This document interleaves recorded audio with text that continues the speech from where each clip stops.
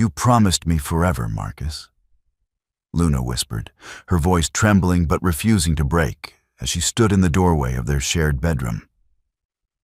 Marcus scrambled backward against the headboard, the tangled silk sheets offering no dignity. Beside him, Chloe, Luna's best friend since childhood, could not even summon the courage to meet her eyes, pulling the duvet tightly around her shoulders. "Luna, please, it's not what it looks like," Marcus choked out, a pathetic, illogical defense against the undeniable truth laid bare in front of her. "It is exactly what it looks like," Luna replied, the absolute coldness in her own tone startling her. "Keep the ring. Keep the apartment. Keep her." She turned on her heel, leaving her keys on the hall table. The heavy mahogany door clicked shut behind her, sealing the end of her old life. She had nothing left. The tires hissed against the slick asphalt, cutting a solitary path through the torrential midnight downpour. Luna gripped the leather steering wheel until her knuckles turned a stark, bruised white. She did not cry. The tears seemed trapped behind a heavy dam of sheer, unadulterated shock. The dashboard clock read 2:14 a.m. It had been barely an hour since her entire universe had violently collapsed inward, yet it felt as though she had been driving for an eternity. The rhythmic, frantic beating of the windshield wipers was the only sound she allowed herself to hear. No radio, no music. Just the mechanical sweep clearing away the rain, over and over, though no mechanism could clear the image permanently seared into her retinas. Marcus, Chloe, the twisted sheets, the look of utter, cowardly panic on their faces when the bedroom door had swung open. Luna swallowed the dry ache in her throat. She needed a destination, somewhere far beyond the suffocating borders of her former life. The highway signs blurred past, illuminated briefly by her high beams, until a large green reflective board caught her eye. Altaria, 50 miles, the capital city of the neighboring sovereign state of Elysia. Marcus had always vehemently hated Altaria. He called it pretentious, too steeped in old-world traditions and rigid royal protocols. For Luna, in this shattered moment, that very hatred served as a guiding beacon. She took the exit, the tires hydroplaning slightly before catching traction on the rougher concrete. 20 minutes later, she pulled into a desolate, fluorescent-lit gas station on the outskirts of the city. The harsh white lights buzzed above like angry hornets. Stepping out of the car, the biting autumn wind whipped her damp hair across her face, carrying the sharp scent of ozone and wet pine. She walked inside, her boots squeaking against the linoleum floor, and purchased a cup of bitter, tar-black coffee from a machine that looked like it hadn't been serviced in a decade. As she wrapped her freezing hands around the flimsy paper cup, trying to siphon its meager warmth, her phone buzzed heavily in her coat pocket. The vibration felt like a physical assault. She pulled it out. The screen glared in the dim, flickering light of the convenience store. Chloe, 3 missed calls, followed immediately by a text notification from Marcus. "Luna, please, let me explain. It was a stupid mistake. Where are you? Please come back." A hollow, jagged laugh escaped her lips, startling the tired clerk dozing behind the counter. A mistake was forgetting to buy milk. A mistake was taking the wrong exit on the freeway. Falling into bed with her best friend of 15 years was a calculated series of intentional betrayals. Luna stared at the glowing rectangle in her hand. It held thousands of photos, years of carefully curated memories, and the digital tethers to people who had just murdered her trust. The logic of her decision crystallized in the freezing rain. If she went back, there would be shouting. There would be tears and pathetic justifications. Marcus would weaponize her emotions, and Chloe would cry victim. Luna absolutely refused to give them the satisfaction of her grief. Her complete absence would be her final, unbreakable boundary. With a calm that genuinely frightened her, Luna walked back out into the unrelenting rain. She stepped toward the heavy green dumpster at the edge of the lot. She did not power the device down. She simply let it slip from her trembling fingers. It fell into the dark, rusted metal bin, clattering violently against the damp refuse. The screen glowed for a fraction of a second before vanishing into the shadows. She was disconnected. The phantom weight in her pocket was gone. She was a ghost. By dawn, the storm had broken, leaving the historic streets of Alteria washed clean and gleaming in the pale morning light. The city was a masterpiece of Gothic architecture and modern efficiency, a place where centuries-old stone bridges crossed rivers lined with glass-fronted cafes. Luna found a modest, ivy-draped inn nestled in a quiet cobblestone alleyway near the cathedral district.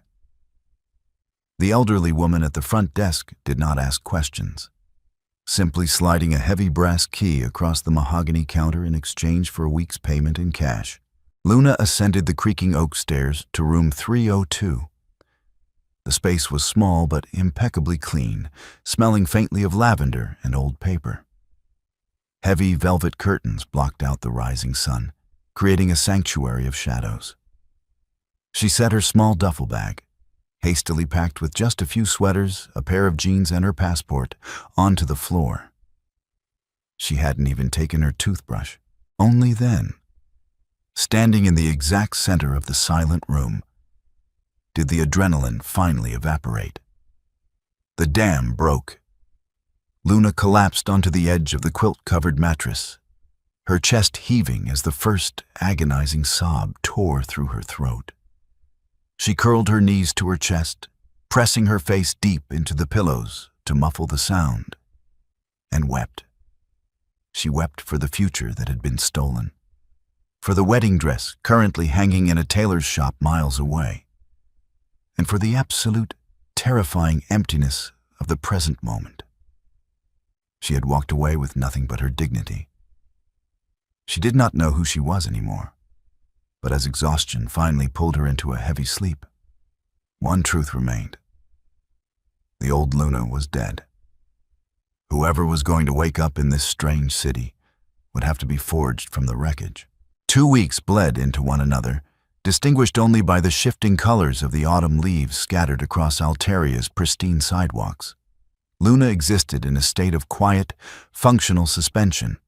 She drank black tea at corner cafes, wandered aimlessly through the towering aisles of the National Library, and avoided looking into mirrors for too long. The sharp, agonizing sting of betrayal had dulled into a heavy, persistent ache. Like a phantom limb she was slowly learning to navigate without. On a crisp Tuesday afternoon, Luna found herself walking along the wrought iron perimeter of the Royal Gardens. The air was sharp, carrying the earthy scent of roasted chestnuts from a nearby street vendor. The imposing gates of the palace loomed in the distance, a testament to the enduring stability of a monarchy she barely understood.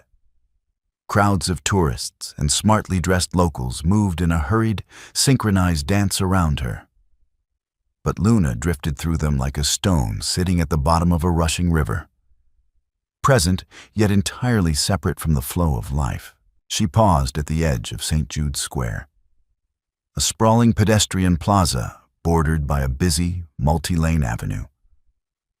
Waiting for the crosswalk signal to change, Luna shoved her freezing hands deep into the pockets of her oversized wool coat. The sky above was a brilliant, unforgiving blue. That was when she noticed him. He stood a few feet to her left, right at the very edge of the curb. He was tall, dressed in an impeccably tailored charcoal suit that spoke of quiet, understated wealth.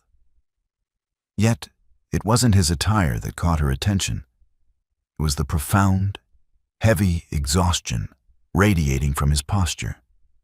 He was rubbing the bridge of his nose, his eyes briefly closed, looking entirely detached from the bustling city around him. Two men in dark, unassuming overcoats stood several yards behind him, their eyes scanning the passing crowd with a rigid, unnatural intensity. Luna's gaze drifted past the man and fixed on the wide avenue. The traffic was flowing normally, a steady, predictable stream of sedans and delivery trucks. But logic, honed by years of living in chaotic urban environments, suddenly flagged a terrifying anomaly in her peripheral vision. A heavy, black luxury vehicle was currently in the far left lane, but it wasn't following the curve of the road. It was accelerating, fast. The engine roared, a deep, aggressive, unnatural growl that cut sharply through the ambient city noise. Its tires jerked violently to the right, aiming directly for the crowded sidewalk. Aiming directly for the exhausted man in the charcoal suit. Time seemed to fracture, slowing to an agonizing, cinematic crawl. Luna saw the exact trajectory. She saw the heavy, reinforced steel of the vehicle's custom bumper. She saw the man, his eyes opening, realizing a fraction of a second too late that death was hurtling toward him. The two men behind him reached inside their coats, their faces contorted in sudden horror. But the physics of the moment dictated they were far too far away. An inevitable, fatal collision was mathematically certain. Luna did not think. She did not weigh the risks or calculate her own mortality.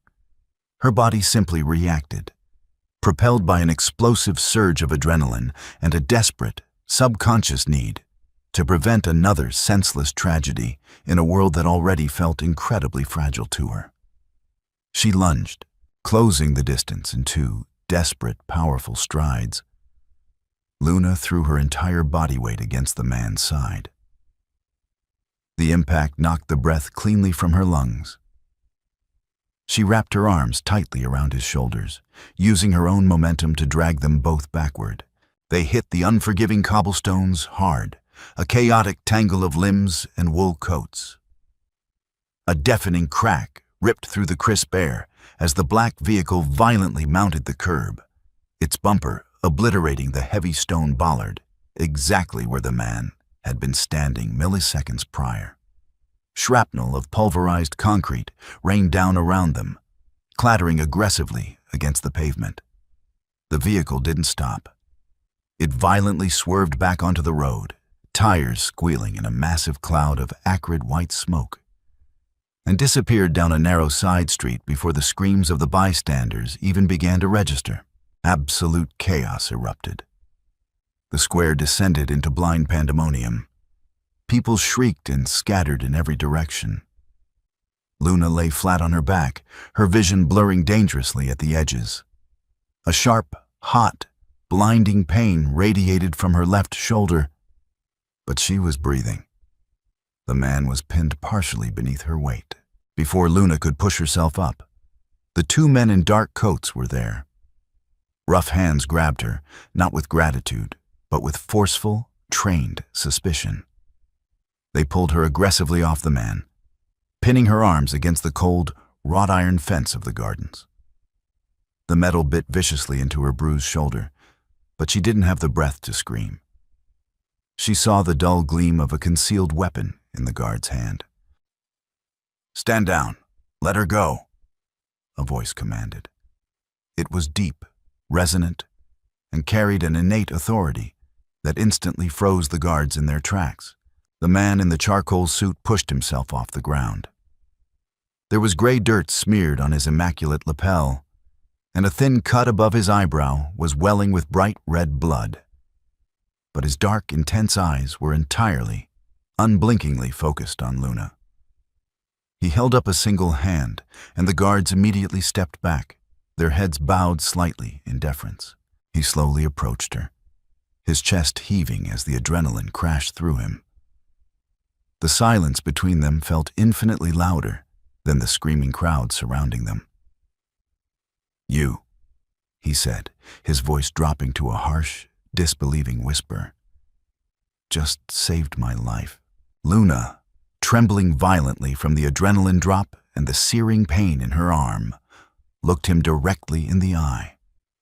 "You should pay better attention to the crosswalks," she managed to breathe out, before the shock finally overtook her nervous system, and the bright blue sky faded swiftly into black. The rhythmic, sterile beep of a heart monitor anchored Luna back to consciousness. She slowly opened her eyes to a ceiling of flawless, blindingly white acoustic tiles. The air smelled of sharp antiseptic and freshly laundered linen, completely lacking the usual underlying staleness of a public hospital. As her vision cleared, she realized she was lying in a hospital bed that felt softer than clouds, surrounded by medical equipment that looked sleek, modern, and entirely too expensive. She tried to shift her weight, wincing sharply as a dull, throbbing pain flared in her left shoulder. It was heavily bandaged, immobilizing her arm against her chest in a sling. Her mind raced, violently piecing together the fractured memories. The roaring engine, the desperate lunge, the shattering concrete. The man in the charcoal suit. "You suffered a minor dislocation and a fractured clavicle." A calm voice spoke from the shadowed corner of the room. Luna snapped her head toward the sound, ignoring the twinge in her neck. Sitting in a plush, dark leather armchair near the window was the man she had tackled. The ruined charcoal suit had been replaced by a crisp, unbuttoned white dress shirt and dark trousers. The cut above his eye had been expertly stitched, a stark red line against his pale, angular features. He was watching her with an intense, calculated gaze that made the air in the quiet room feel incredibly heavy. "The doctors assure me it will heal perfectly, provided you actually rest." He continued, setting aside a silver tablet he had been holding. He stood and walked slowly toward the edge of her bed. Up close, his eyes were a striking, stormy gray. Sharp, highly observant, and deeply guarded. "Where am I?" Luna asked, her voice raspy and dry. She noticed the lack of a window facing a bustling street. Instead, the heavy oak doors and foot-thick walls suggested a highly secure, fortified facility. "You are in the private medical wing of the royal estate," he answered simply, as if stating the day's weather. Luna blinked, her brain struggling to logically process the information. Logic dictated she had been brought somewhere safe. But the royal estate was an impenetrable fortress reserved only for the highest echelons of Elysian government. "Why am I here?" A normal emergency room would have sufficed. A faint, almost imperceptible smile touched the corners of his lips. A normal emergency room would have been swarmed by the press within the hour. The physical security of the person who just threw themselves in front of a moving 2-ton vehicle to save a complete stranger required absolute discretion. He pulled a chair closer to the bed and sat down, leaning his forearms on his knees, bringing himself level with her. "My security detail ran a preliminary check while you were unconscious. You checked into a local inn exactly 2 weeks ago under the name Luna. No last name provided to the proprietor. You possess zero digital footprint in this city. You carry only cash, and your passport was not on your person."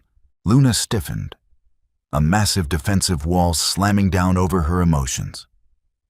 The betrayal of her past was still an open, bleeding wound, and she refused to be analyzed. "Are you interrogating me?" "I am trying to understand you," he corrected gently, though his tone held an unyielding firmness. People do not generally risk their own lives for someone they do not know unless they are highly trained professionals, or they have completely lost their intrinsic instinct for self-preservation. Given your civilian clothing and the fact that you threw a sloppy, dislocating shoulder block rather than a tactical tackle, I am heavily assuming the latter. Luna looked away, staring hard at the pristine white blanket covering her legs. His logical assessment was terrifyingly accurate. In that split second on the curb, she truly hadn't cared if she survived. The absolute emptiness Marcus and Chloe had left behind had made her own life feel entirely expendable. But she was not about to confess her pathetic heartbreak to a stranger in a hospital room. "I saw a car accelerating toward a pedestrian," Luna said coldly, her jaw set tight. "I reacted. It was basic human decency. Don't overanalyze it." He studied her profile, the heavy silence stretching between them. He did not push for more. There was a quiet, profound respect in his restraint that Luna found entirely unfamiliar. Marcus had always loudly demanded explanations for her moods. This man seemed to perfectly read the silence. "I owe you my life, Luna," he said softly, the sincerity in his voice cutting through the tension. "It is a debt I take very seriously. You don't owe me anything. Just let me leave when I can walk." Before he could reply, the heavy oak door clicked open. A man in a tailored Navy military uniform stepped in, his posture rigid and urgent. He bowed his head deeply, not looking at Luna, but addressing the man sitting beside her. "Your Majesty," the officer said, his tone hushed but incredibly tense. "The perimeter is fully secured. The Prime Minister is waiting for your immediate brief on the incident in the secure communications room." Luna's breath caught violently in her throat. Her heart gave a sudden, erratic kick against her ribs, the monitor beside her betraying her rising panic with a rapid, shrill tempo. She slowly turned her head, her eyes wide as she looked at the man in the white shirt. Logic, which had always been her anchor, completely abandoned her. The lack of press, the royal wing, the terrifyingly thorough background check, the puzzle pieces violently snapped together. She hadn't just saved a wealthy businessman. He stood up, adjusting his cuffs with an air of casual, deeply ingrained authority. The exhaustion she had seen on the street was entirely gone, replaced by the formidable, intimidating presence of a man who commanded an entire nation. His posture changed, straightening into something immovable and sovereign. He looked back down at her, seeing the shock finally register and wash over her pale face. A flicker of something akin to amusement, heavily tempered by genuine respect, crossed his features. "I should introduce myself properly," he said, his voice dropping an octave, echoing with power. "I am King David, and as of this afternoon, my life belongs entirely to you."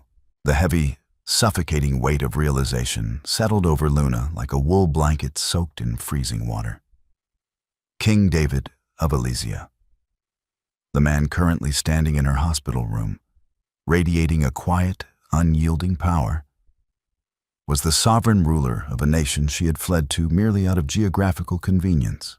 For 3 days following the revelation, Luna remained confined to the Royal Medical Wing. Her physical recovery was aggressively managed by a team of silent, highly efficient doctors who spoke in hushed, deferential tones. Her dislocated shoulder ached with a deep, persistent throb, encased in a structured medical sling that forced her left arm tightly against her ribs. But the physical discomfort was entirely secondary to the psychological claustrophobia rapidly taking root in her mind. On the morning of the 4th day, Luna decided she had played the compliant patient long enough. She pushed the luxurious, high-thread count duvet aside and swung her legs over the edge of the mattress. The cold marble floor sent a sharp shock up her bare feet. She located her small duffel bag, sitting neatly on a velvet armchair in the corner of the room. Moving with slow, deliberate caution to avoid jarring her collarbone, she managed to change out of the silk hospital gown and into her own clothes. A pair of faded denim jeans and an oversized, dark gray cashmere sweater she had bought years ago. The familiar fabric felt like a desperately needed armor. She zipped the duffel bag with her good hand, slung it over her uninjured right shoulder, and walked purposefully toward the heavy oak doors. She had survived her world ending once this month. She was not about to become a permanent fixture in someone else's political drama. Luna pulled the heavy brass handle. The door swung open seamlessly, revealing a wide, naturally lit corridor, lined with intricate tapestries and vaulted ceilings. It also revealed two towering men in immaculately tailored dark suits, standing perfectly still on either side of the threshold.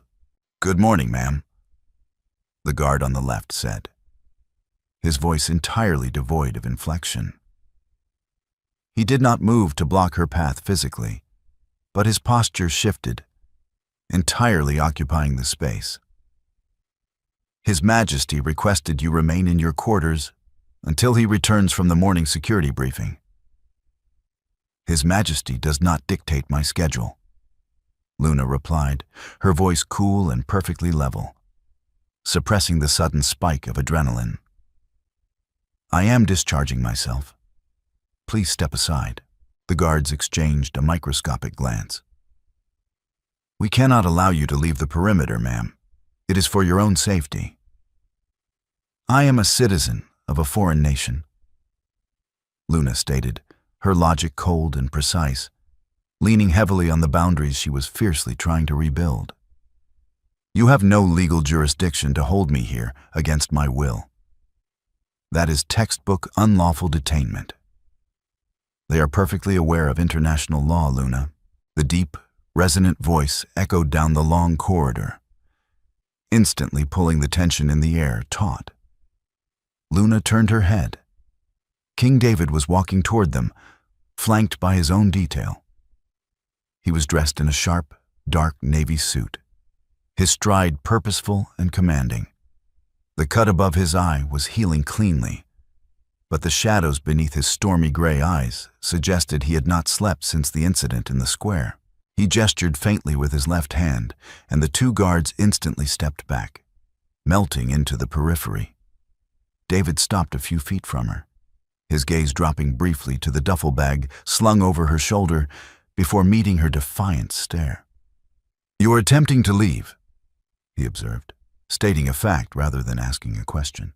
"I am leaving," Luna corrected, tightening her grip on the canvas strap. "I am medically stable.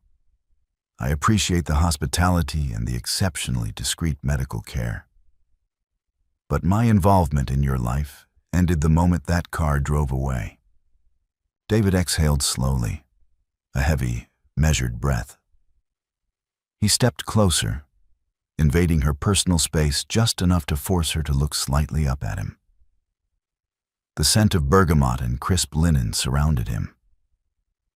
"Your involvement in my life began the moment you shattered that bollard with your own body.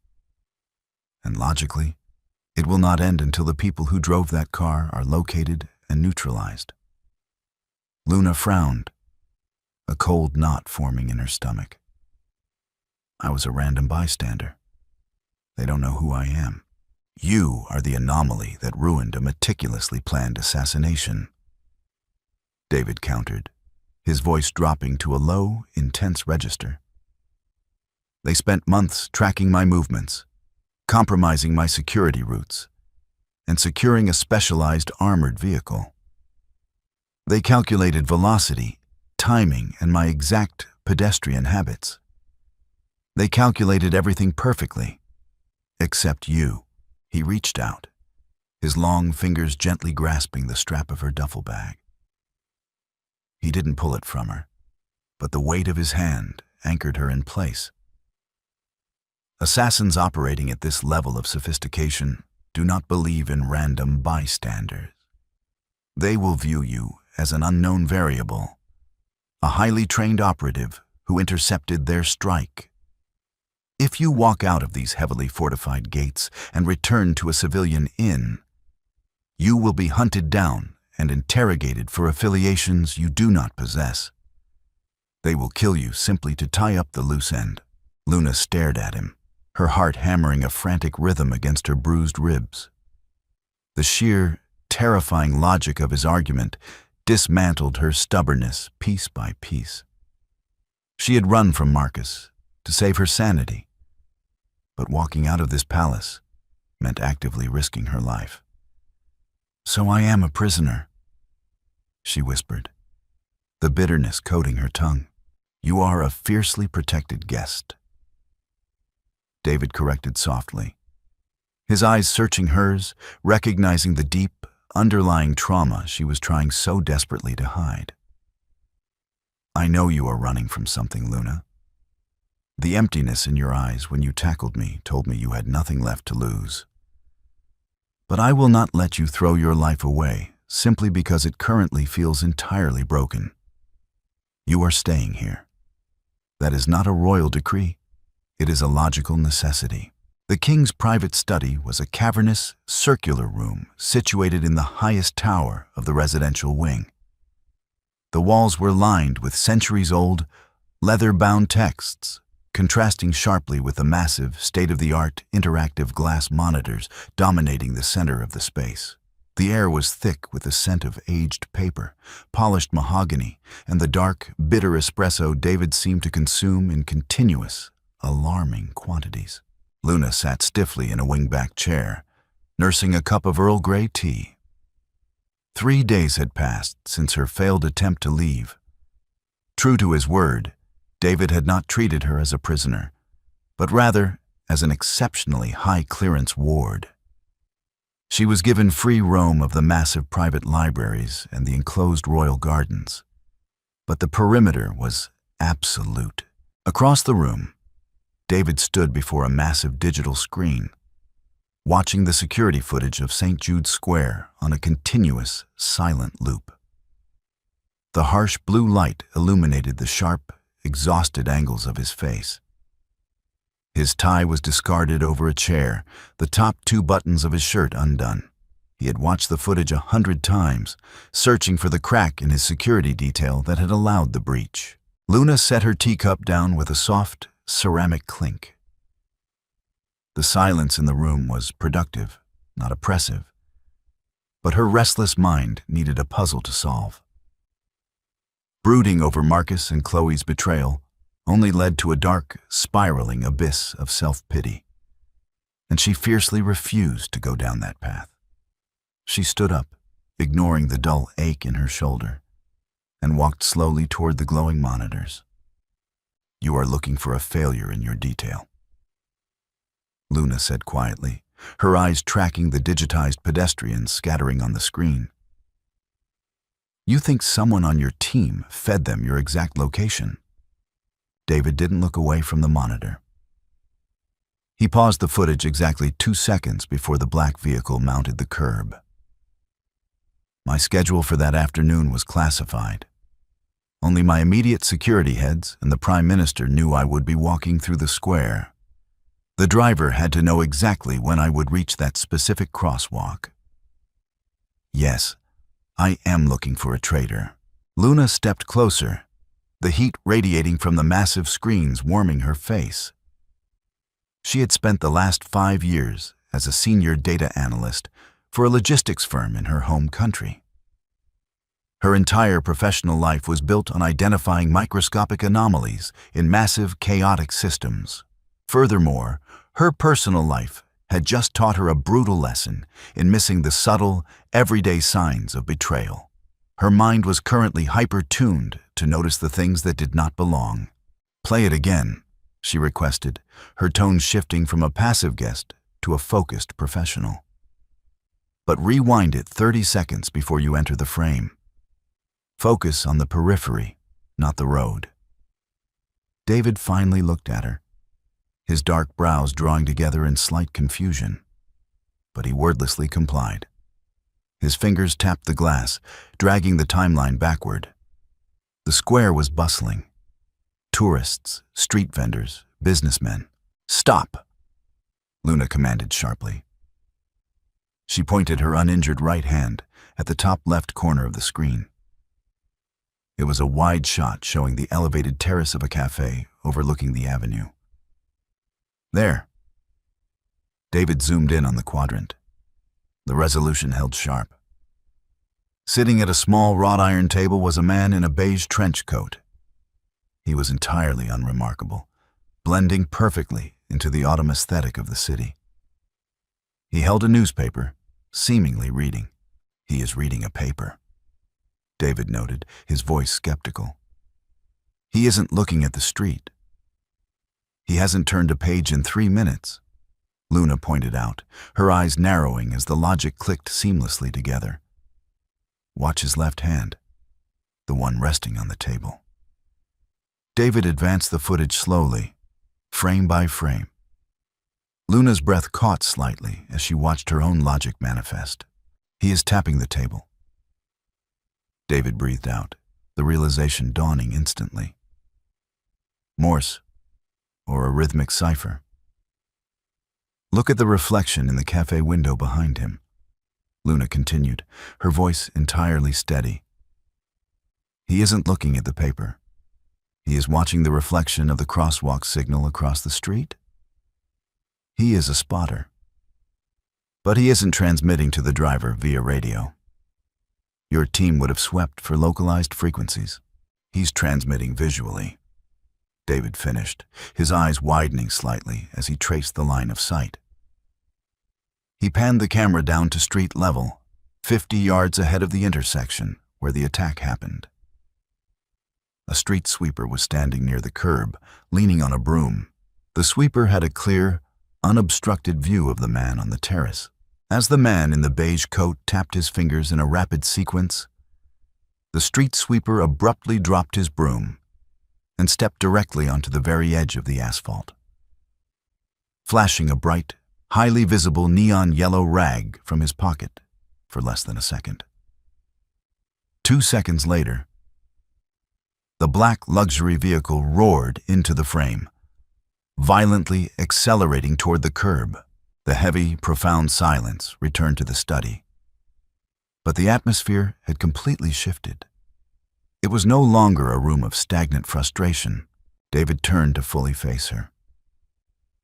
The look in his stormy gray eyes was no longer just the deep, indebted gratitude of a man whose life had been saved. It was a sharp, unmasked, and highly dangerous form of profound respect.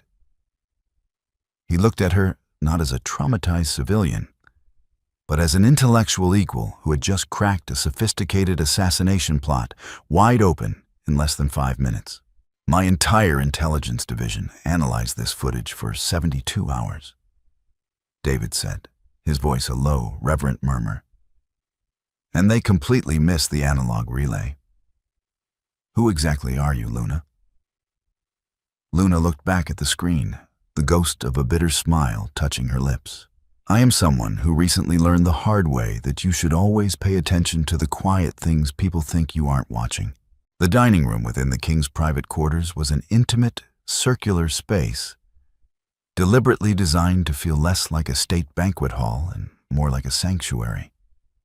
A fire crackled warmly in a massive stone hearth, casting dancing golden shadows across the heavily polished mahogany table. Outside the reinforced windows, the city of Altaria glittered beneath a cold, clear, star-studded sky. Dinner was a quiet, highly guarded affair. Luna sat opposite David, awkwardly managing a piece of perfectly seared sea bass with her one functioning hand. The culinary perfection felt entirely lost on her. She chewed mechanically, her mind still buzzing from the breakthrough in the study earlier that afternoon. David had immediately dispatched a covert tactical unit to identify and detain the spotter and the sweeper. The palace was currently operating under an invisible, razor-thin tension. Yet here, in this room, David projected an aura of absolute, unwavering calm. He took a slow sip of a dark red wine, his eyes resting on her with that same intense analytical focus he applied to matters of state. "You possess an incredibly disciplined mind," David observed suddenly, breaking the comfortable silence. He set his crystal glass down. "The way you processed that security footage, it was entirely devoid of emotion. It was pure, unadulterated logic. It is a rare trait, even among my highest-ranking generals. Luna kept her eyes on her plate, using her fork to push a single roasted carrot in a slow circle. Emotion makes you blind. Emotion makes you believe what you want to believe, rather than what is actually happening right in front of your face. "Is that what happened to you?" David asked. His tone was not interrogative. It was incredibly gentle, an invitation rather than a demand. "Is that why you were wandering the streets of my city at dawn, looking like your entire world had burned to the ground?" Luna's grip on the silver fork tightened until her knuckles turned white. The memory of Marcus's panicked face, the tangled sheets, Chloe's absolute cowardice. It flared violently in her chest, a hot, searing pain that felt far worse than her fractured clavicle. She took a deep, steadying breath, forcefully locking the trauma back down into its dark, compressed box. She would not cry in front of a king. "I trusted two people implicitly," Luna said, her voice dropping to a rigid, detached whisper. "I trusted them with my past, my present, and my future. And I discovered, mathematically, that my trust was completely unilateral. They broke it, deliberately. So, I removed myself from the equation entirely. That is the extent of the story." David watched her carefully. He did not offer hollow platitudes or shallow sympathies. He understood the profound gravity of a severed bond. "Betrayal is the one weapon no armor can deflect," he said quietly, looking down at his own hands.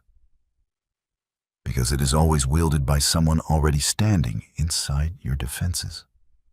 Luna looked up, surprised by the raw, heavy resonance in his voice.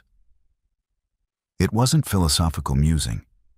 It sounded like personal, bitter experience. Before she could ask him what he meant, the heavy double doors of the dining room opened with a sharp, abrupt click. A tall man with close-cropped silver hair and an impeccably pressed dark suit strode into the room. It was Elias, the head of the royal security apparatus. His face was a mask of professional, rigid urgency. He bypassed protocol entirely, stepping directly to David's side and leaning down to speak in a low, heavily modulated whisper. Luna couldn't hear the words, but she watched David's posture instantly change. The relaxed, contemplative man across the table vanished. The king returned, his spine snapping straight, his jaw clenching so tightly a muscle ticked visibly in his cheek. His stormy eyes darted toward Luna, flashing with a sudden, dark complication. David nodded once to Elias, dismissing him. The security chief bowed sharply and exited the room, leaving a heavy, suffocating silence in his wake. "What is it?" Luna asked, her pulse instinctively accelerating. "Did they find the spotter?" "No," David said, his voice entirely flat, stripped of its previous warmth. He leaned back in his chair, steepling his fingers together. "The issue is not the assassins. The issue is your past, Luna.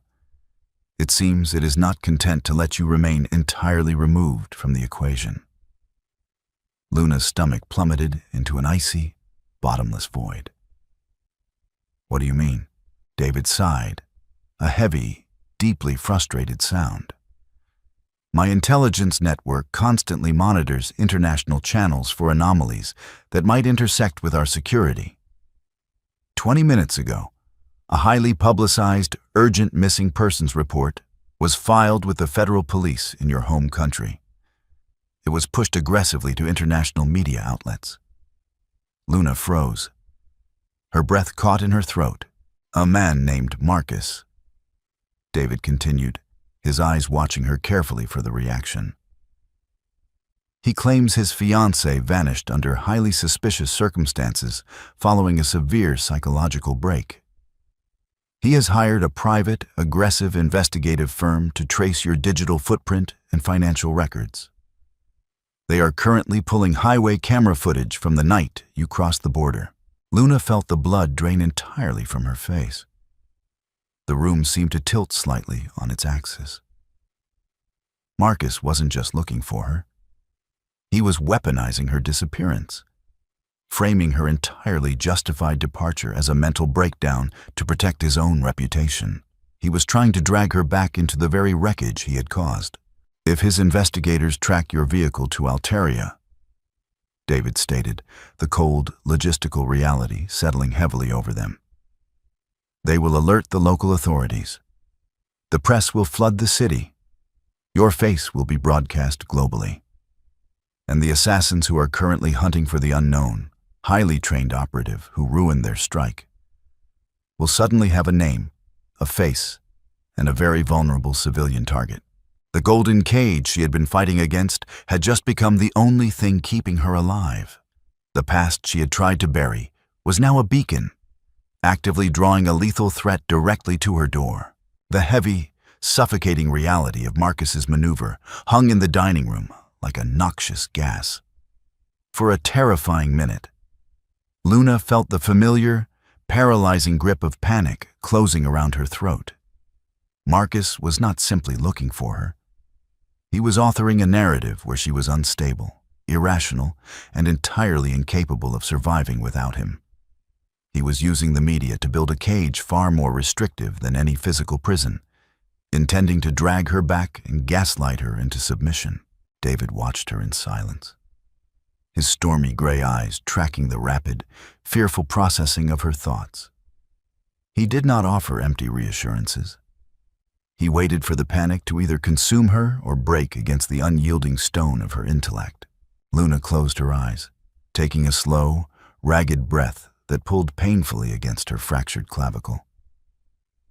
When she opened them, the fear had receded, replaced by an icy, absolute clarity.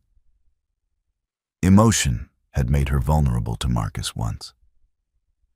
She would not allow it to happen a second time. He is banking on my silence, Luna said, her voice dropping to a low, clinical register. He assumes that because I left without a word, I will remain entirely passive. He wants his investigators to find a frightened, broken woman hiding in a motel room. So, we give them exactly what they are looking for. Just not here. David leaned forward, intrigued, resting his elbows on the polished mahogany table. You propose we create a decoy. I propose we create a digital ghost, Luna corrected, her analytical mind shifting gears with a terrifying, flawless precision. My background is in logistics and data anomalies. I know exactly how these private investigation firms operate. They are looking for credit card pings, passport flags at border crossings, and highway toll transponders. We control the data. We control their entire investigation.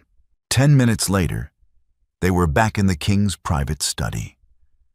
The massive, interactive glass monitors, previously displaying the assassination footage, were now split into global maps, cascading streams of encrypted data.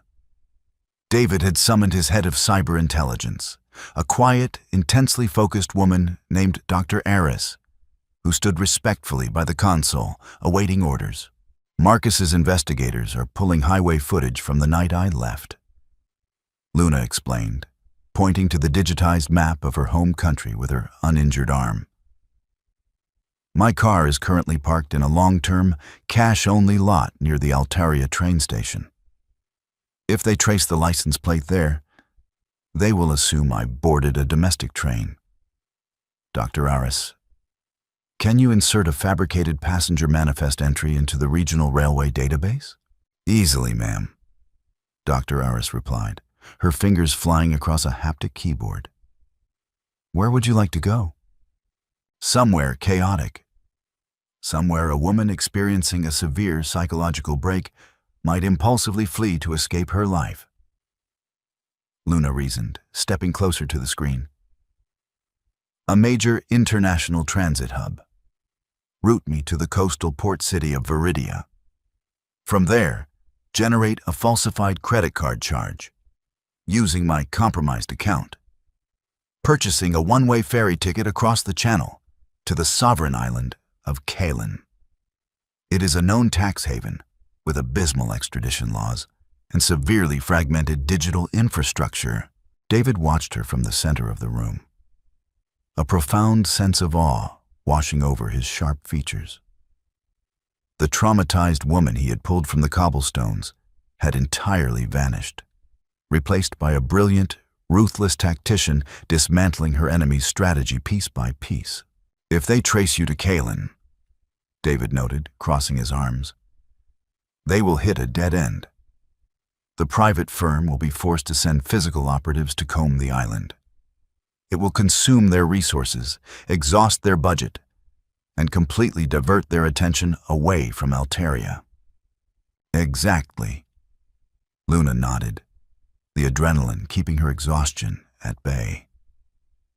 Furthermore, if the assassins monitoring the international wire pick up Marcus's highly publicized search, they will follow the exact same breadcrumbs. They will assume the highly trained operative who intercepted their strike is attempting to vanish into the island's criminal underworld.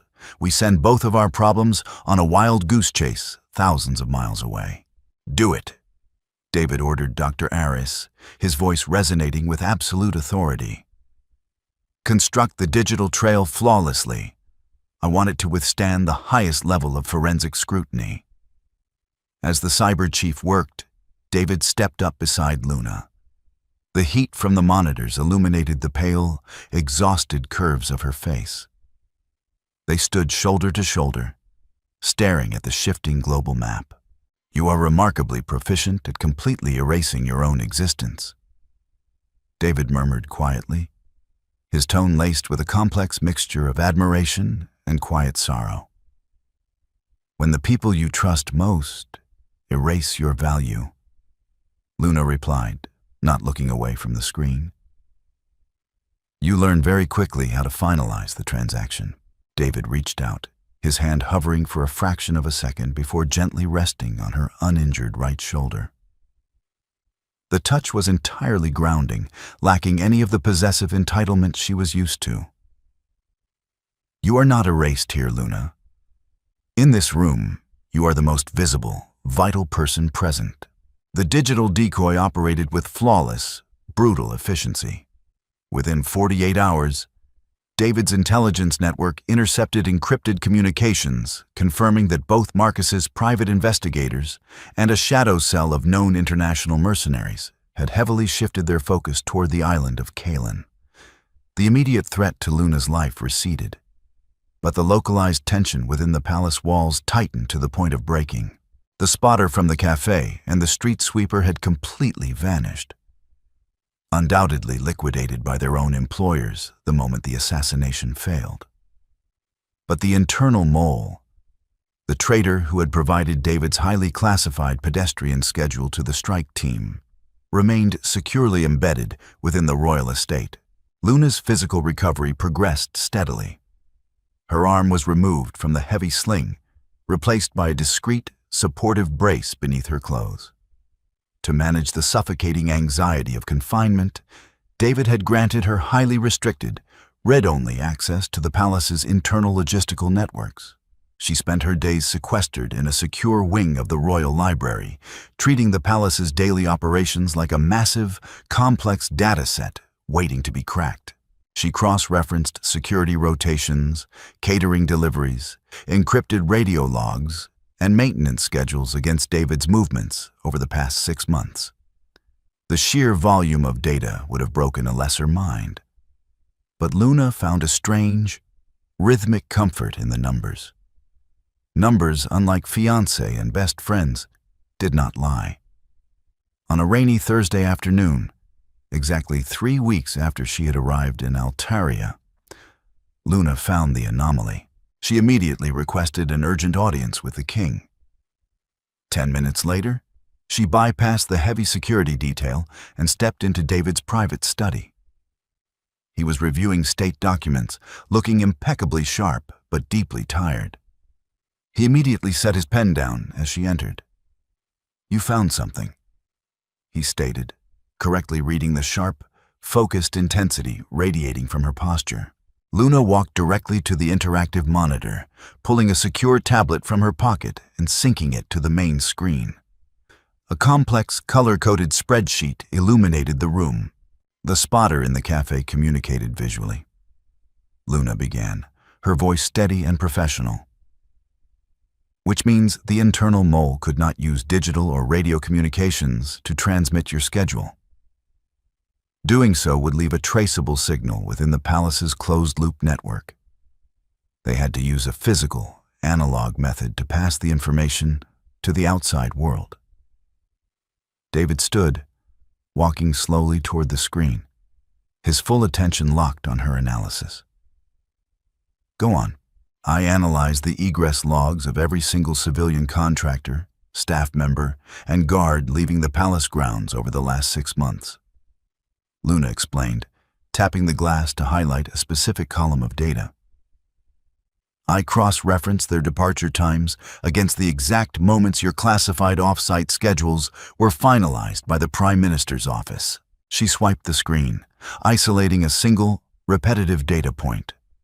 "There is exactly one service routine that mathematically correlates with the finalization of your schedule, every single time." David stared at the highlighted text, his jaw clenching so tightly a muscle feathered in his cheek.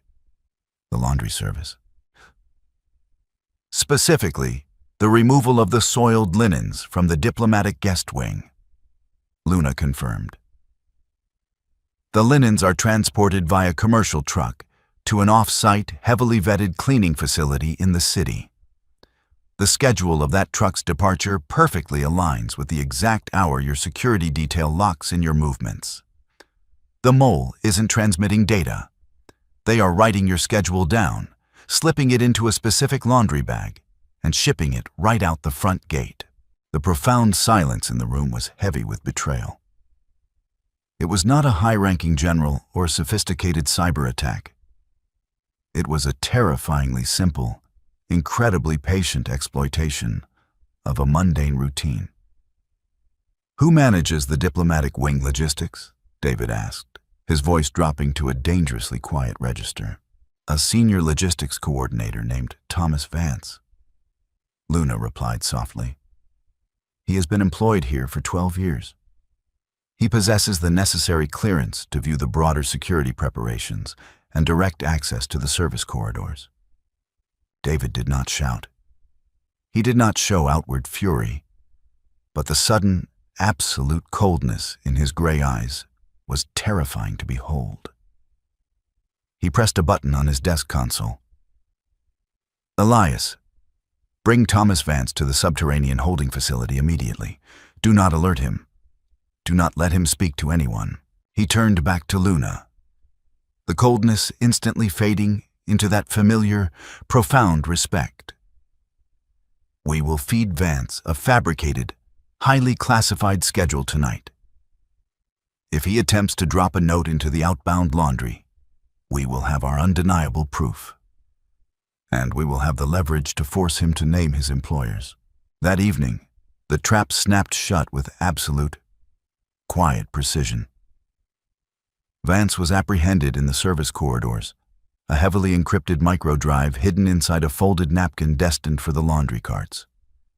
The threat within the walls was neutralized. As David returned to the private study late that night, looking exhausted but finally unburdened, he found Luna standing by the massive windows, watching the rain fall over the glittering city. "It is done," David said quietly, stepping up beside her. "Vance is in custody. He is already talking to Elias. The network that hired him will be dismantled by morning." Luna let out a long, shaky breath, the residual tension of the past 3 weeks finally draining from her shoulders. "Then the board is clear?"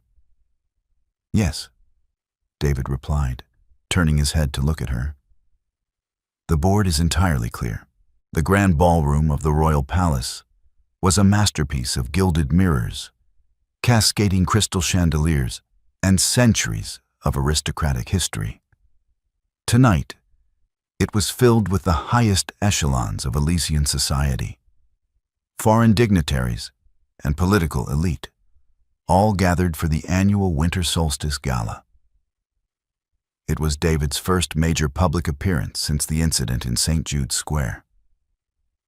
The security presence was invisible but absolute. Luna stood on the sweeping marble balcony overlooking the ballroom floor, safely concealed in the shadows of heavy velvet drapery. She wore a floor-length, deep emerald silk gown, a quiet gift delivered to her quarters that morning. Her collarbone had fully healed, leaving only a faint, phantom ache when it rained.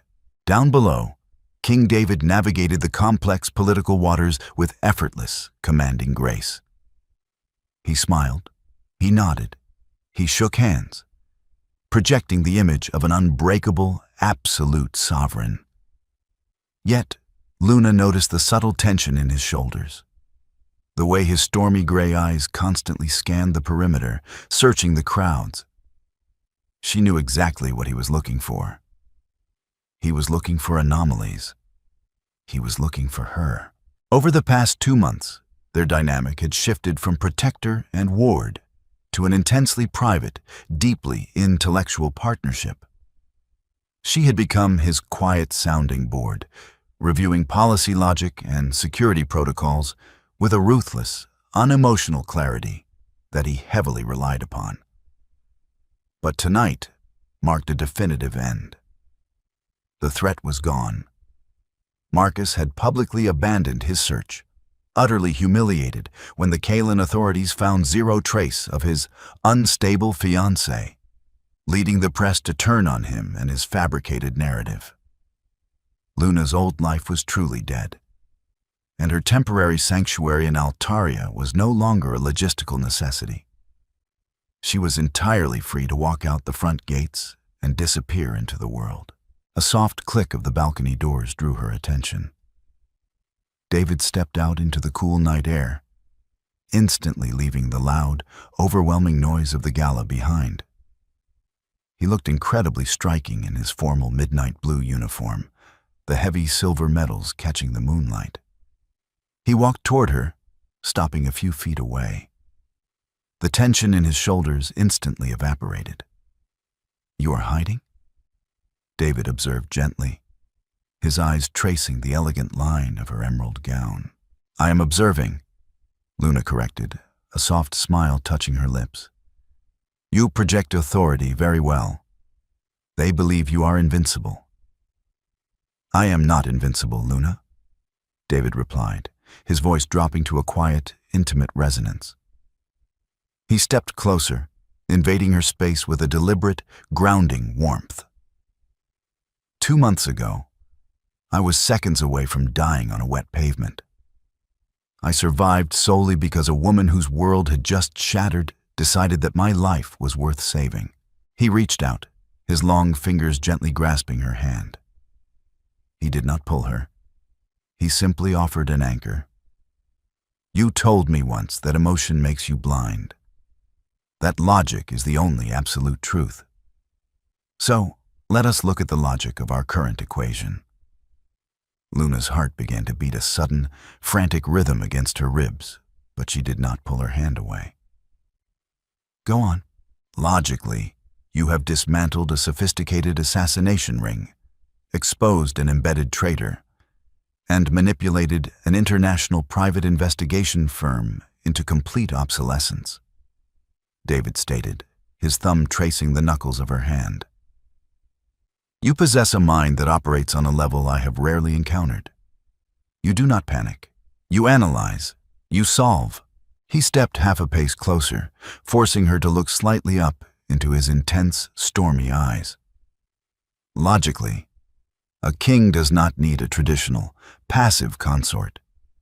He needs an equal. He needs a partner who sees the hidden threats, who understands the heavy, unseen board, and who is not afraid to stand her ground when the world violently fractures." Luna's breath hitched. She searched his face, looking for pity, for an imbalance of power, for the same fragile, conditional affection Marcus had offered. She found absolutely none of it. She found only profound respect, unwavering trust, and a deep, deeply rooted devotion. "I am not royal, David," Luna whispered, the last remnants of her fear trying to find a foothold.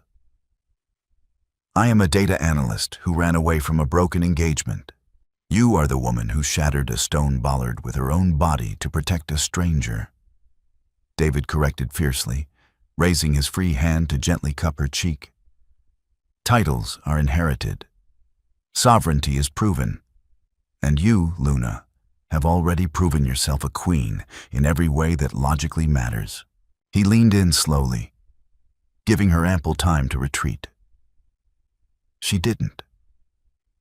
When his lips finally met hers, it was not a desperate, chaotic collision. It was a deliberate, grounding promise. It felt like the final, perfect piece of a complex equation sliding flawlessly into place. Luna closed her eyes, entirely surrendering to the warmth. The old Luna had died in the freezing rain weeks ago. But the woman who stood on the balcony, held securely in the arms of the king, was unbroken, fiercely intelligent, and exactly where she was mathematically meant to be. Luna's journey from a devastating betrayal to standing as an intellectual equal beside a king proves that sometimes the most profound strength is forged in the absolute wreckage of our past. She didn't just survive her trauma. She weaponized her logic to protect a nation and found a love built on genuine, unwavering respect rather than hollow promises. If you enjoyed this grounded, high-stakes tale of intellect, resilience, and unexpected romance, please consider liking this story and sharing it with others who appreciate a strong, brilliant protagonist. Don't forget to subscribe for more original cinematic stories that blend thrilling logic with deep emotional resonance.